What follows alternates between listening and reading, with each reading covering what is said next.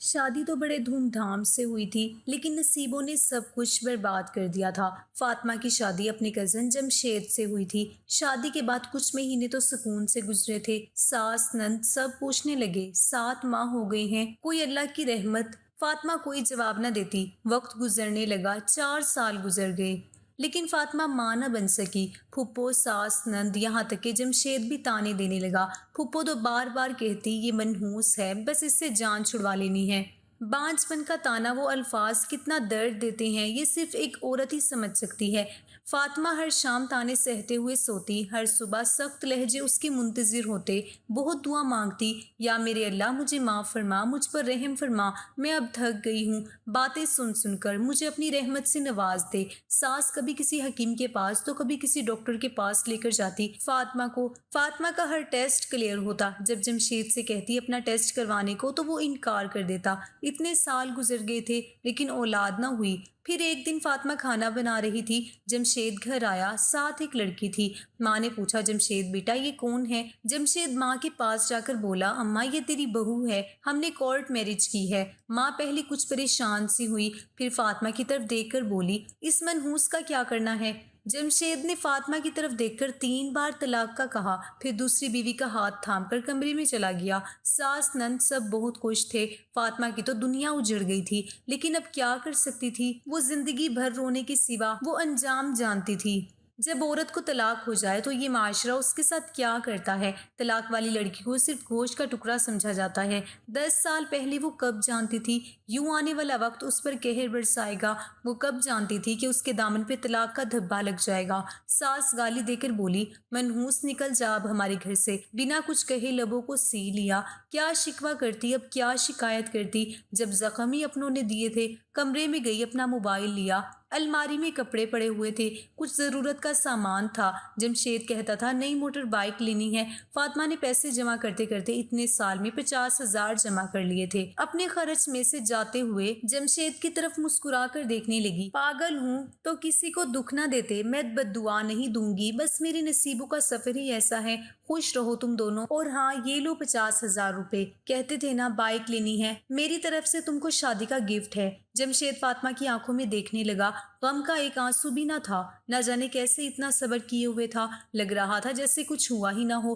فاطمہ نے پھپھو کے سامنے سر جھکایا، پھپھو جان چلو مانا میں منحوس ہی سہی لیکن آپ میری پھپھو بھی تو ہے نا، مجھے پیار تو دے دے۔ الوداع کرتے ہوئے اس نے منہ موڑ لیا، مسکرانے لگی، ہائے کیسے اتنی نفرت کر لیتے ہیں آپ لوگ۔ پیدل ہی گھر کی جانب چلنے لگی، جیسے ہی گھر سے قدم باہر رکھا ضبط ٹوٹ گیا، آنکھوں سے آنسو کا طوفان بہنے لگا۔ سرخ آنکھیں، برباد زندگی، تڑپتا دل، بے بسی کی انتہا، ہزار شکوے شکایت لبوں پہ کیسے کہتی، کس کو سناتی، کیا گزری اس پہ۔ رکشے میں بیٹھی امی ابو کے گھر آ گئی، مسکرا رہی تھی، امی سے ملی، بھابھی بھائی ابا سب گھر تھے، سب سے مسکراتے ہوئے ملی۔ امی نے پوچھا فاطمہ خیر تو ہے؟ آج اس وقت اور اکیلی ہی آئی ہو؟ جمشید کہاں ہے؟ مسجد سے اذان کی آواز سنائی دینے لگی، عصر کا وقت ہو گیا تھا۔ بنا کچھ بولے وضو کیا، نماز ادا کی۔ نماز کے بعد امی سے کہنے لگی امی بھوک بہت لگی ہے، کھانا ہی دے دے۔ امی کچھ نہ سمجھ پا رہی تھی۔ فاطمہ کو کھانا دیا، کھانا کھا کر کہنے لگی امی سو جاؤں کچھ دیر۔ ماں نے غصے سے پوچھا میرا دل گھبرا رہا ہے، مجھے سچی بات بتا کیا ہوا ہے؟ جمشید نے کچھ کہا ہے کیا؟ فاطمہ چپ رہی۔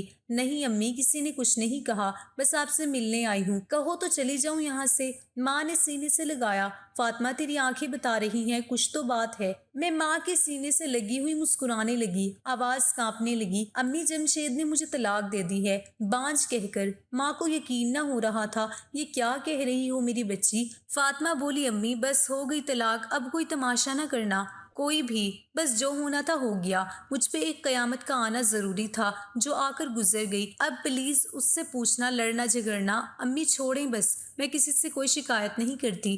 ماں تڑپنے لگی، فاطمہ کیا ہو گیا میری بچی تم کو؟ ہم ان لوگوں کو گریبان سے پکڑیں گے، حق مہر کی بات کریں گے۔ فاطمہ مسکرانے لگی، امی میری زندگی کو روگ لگ گئے، آپ حق مہر کی بات کر رہی ہیں، کیا ہوگا اس سے؟ کوئی فرق پڑے گا کیا؟ 4 لوگ اکٹھے ہوں گے، میرا تماشا لگے گا، پولیس کورٹ کچہری گالی گلوچ، وہ لوگ بھی مجھے دیکھیں گے جن کو میری خبر تک نہیں۔ امی اس نے چھوڑ دیا، میں خوش ہوں، بس اب پلیز اس بارے میں کوئی بات نہ کریں۔ میں کمرے میں جا کر آنکھیں بند کر کے لیٹ گئی۔ خیال آنے لگا کیسے جمشید کی خدمت کی، اس کے پاؤں دباتی رہی، اس کو کھانا بنا کر دیا، کپڑے دھونا، نہ سردی دیکھی نہ گرمی، اس گھر کو گھر بنانے میں مصروف رہی، کبھی بھوک بھی کاٹی، غربت کے دن بھی دیکھے، میں ہر ممکن کوشش کرتی رہی میرا گھر آباد رہے، نہ جانے کتنے تانے سنے، نہ جانے کتنے سخت لہجے برداشت کیے، بالآخر کیا ہوا؟ طلاق۔ یہ کیا ہے؟ باپ نے کہا ہماری بچی ہماری مرضی سے ہی شادی کرے گی، نہ پسند پوچھی نہ دل کا حال بیان کرنے دیا، خود فیصلہ کیا اور مجھے خاموشی سے وداع کر دیا۔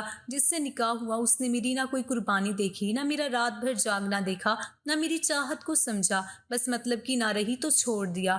ہم بیٹیاں کیا ہیں آخر؟ کبھی جہیز کے نام پہ ماری جاتی ہیں تو کبھی بے اولادی کے طعنے سننے پڑتے ہیں۔ ساری رات سوچ میں گزر گئی، آنکھ سے ایک آنسو گال کو چھوتے ہوئے تکیے کو بھگو دیتے، بالکل خاموش ہو چکی تھی۔ کہنے کو ایم اے پڑھی تھی، لیکن بیٹیوں کی تعلیم کسی جاہل مرد کے نکاح میں آنے سے ختم ہو جاتی ہے، کیونکہ معاشرہ کہتا ہے مرد اگر گالی بھی دے تو خاموش رہو، مرد تھپڑ بھی مارے تو خاموش رہو، اور اگر مرد طلاق بھی دے دے تو بھی مجرم بن کر دامن پہ داغ لیے خاموش رہو۔ وقت گزرنے لگا، فاطمہ کی زندگی اندھیرے میں ڈوب چکی تھی، نہ کوئی خواہش تھی باقی، نہ کوئی چاہت، یوں کہہ لیں صرف سانسوں کا سفر جاری تھا۔ ہر موت کا انتظار، اب رنگین دنیا سے ڈرنے لگی تھی۔ اب کئی گھنٹے وہ تنہا بیٹھی، نہ جانے کون سی سوچوں میں گم رہتی، یادداشت کمزور ہو گئی، رات کو کیا کھایا تھا صبح تک بھول جاتی، کبھی کوئی چیز کہیں رکھ دی تو بھول گئی۔ جسے خود کی خبر نہ رہے وہ زندہ لاش ہوتا ہے، اور پھر کتنی آسانی سے کوئی کسی کو چھوڑ جاتا ہے۔ وہ طلاق کے بعد ایک پتھر سی بن گئی تھی۔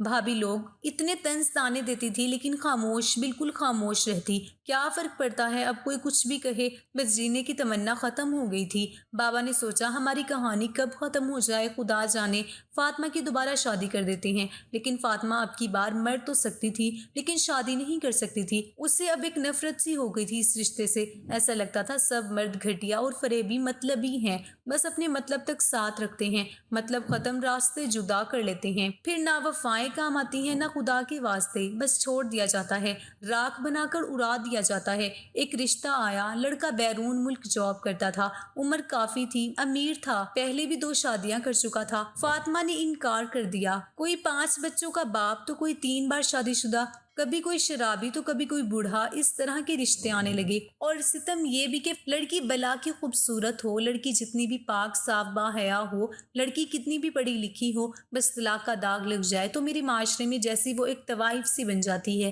لوگ ایک نفرت کی نگاہ سے دیکھتے ہیں اسے، جیسے اس نے کوئی گناہ کر دیا ہو۔ شرابی کے رشتے آئیں گے، کہیں گے شرابی کو ہی دے دو، طلاق ہوئی ہے، کون لے گا اسے؟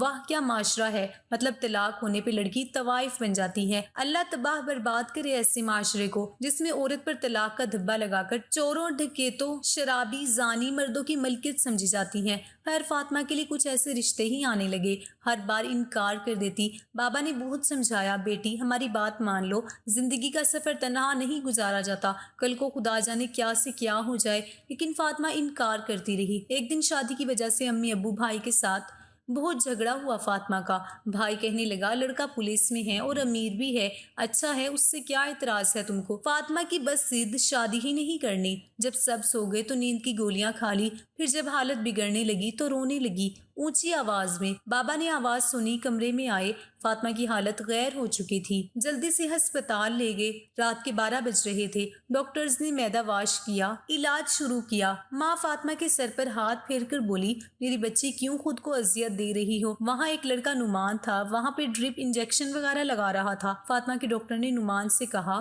اس مریض کو جو میں نے میڈیسن لکھ کر دی ہے تم نے خود ٹائم پہ کھلانی ہے۔ نعمان نے ہاں میں سر ہلایا۔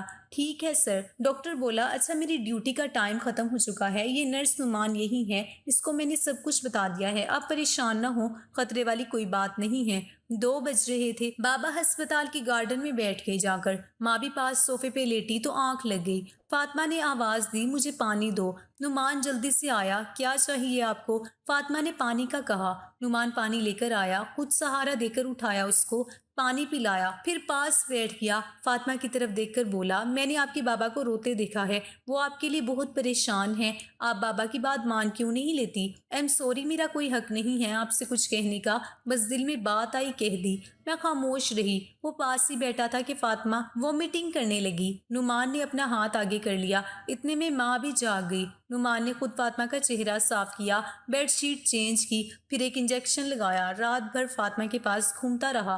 دوسرے دن جب ڈاکٹر آیا تو چیک اپ کیا۔ ڈاکٹر نے بتایا اب پریشانی والی کوئی بات نہیں ہے، آپ گھر جا سکتے ہیں۔ نعمان نے دل میں ایک خواب سجایا، کتنی اچھی کتنی پیاری ہے فاطمہ۔ اس کے بابا کہہ رہے ہیں ایک 3 بچوں کے باپ سے شادی کر لو، صرف اس لیے کہ فاطمہ کو طلاق ہوئی ہے۔ ایک بار میرے نبی پاک صلی اللہ علیہ وآلہ وسلم نے بھی طلاق والی خاتون سے نکاح کیا تھا نا، میں بھی فاطمہ سے نکاح کر لوں گا، نہ جانے کتنے درد دل میں لیے جی رہی ہے، ہر درد ختم کر دوں گا۔ نعمان گھر گیا، امی سے بات کی، امی جان ایک لڑکی ہے، بہت اچھی ہے، پیاری تو اتنی نہیں ہے لیکن مجھے یقین ہے ہمارے گھر کو جنت بنا دے گی۔ پوچھا کون ہے وہ؟ نعمان نے بتایا امی جان اسے ایک بار پہلے طلاق ہو چکی ہے۔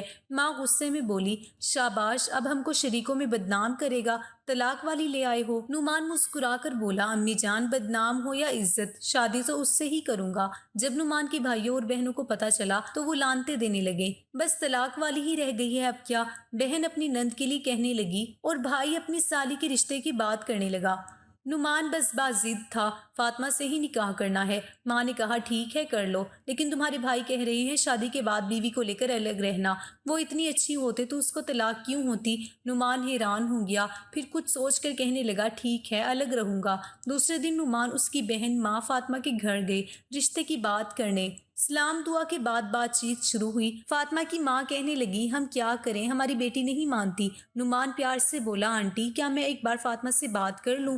ماں نے ہاں میں سر ہلایا، بیٹا کر لو بات، آگے نصیب کا کھیل۔ فاطمہ بہت غصے میں تھی، جب اس کو سامنے دیکھا چپ ہو گئی۔ کیسی ہیں آپ؟ فاطمہ آہستہ سے بولی ٹھیک ہوں، آپ کیسے ہیں؟ نعمان پیار سے بولا فاطمہ آپ کی امی اور ابو سے آپ کو مانگنے آئے ہیں۔ فاطمہ سخت لہجے میں بولی نعمان آپ کا یہ پاگل پن ہے، میں جانتی ہوں مجھے رسوائی کے سوا کچھ نہیں ملے گا۔ نعمان مسکرانے لگا، ہر مرد ایک جیسا نہیں ہوتا، بس اللہ کے واسطے مجھے ایک موقع دے دے۔